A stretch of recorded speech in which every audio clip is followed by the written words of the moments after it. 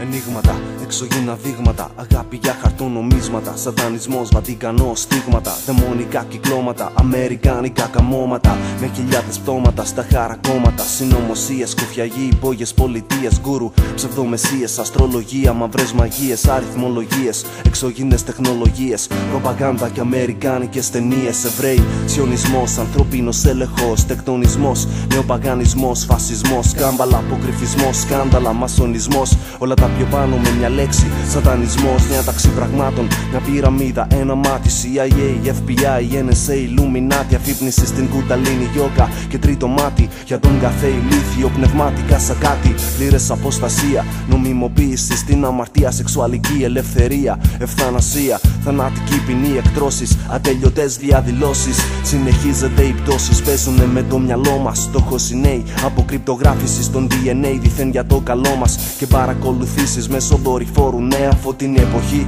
αλλά με το φως του αιωσφόρου, με 3 εξάρια χάραγμα σ' όλα τα προϊόντα. Δεν χρειάζεται να έχεις την σοφιά του Σολομώντα για να καταλάβεις τι ετοιμάζεται. Είναι πίστη στον Ιησού Χριστό και υπομονή που δοκιμάζεται, γιατί όλα αυτά είναι γραμμένα, προφητευμένα στην Αγία Γραφή και παληθεύονται ένα προς ένα, λέξη προς λέξη. Αλλά μετά από τόση πλήση εγκεφάλου δεν έχει μείνει χρόνος για τέτοια σκέψη. Όλοι διψάμε για θέσεις, περισσότερες ανέσεις. Πρέπει να αρέσεις, άλλοι ξεφεύγουν με ενέσεις. Χιλιάδες παγίδες, χιλιάδες τρόποι για να πέσεις και την ψυχή σου να απολέσεις. Σ' αυτή την κοινωνία που ο κακός παρουσιάζεται ως καλός και ο καλός και ο σύνετος δεν γίνεται δεκτός. Σ' αυτό το σκοτάδι ένας παραμένει ο εχθρός, το φως, η αλήθεια, ο Ιησού Χριστός.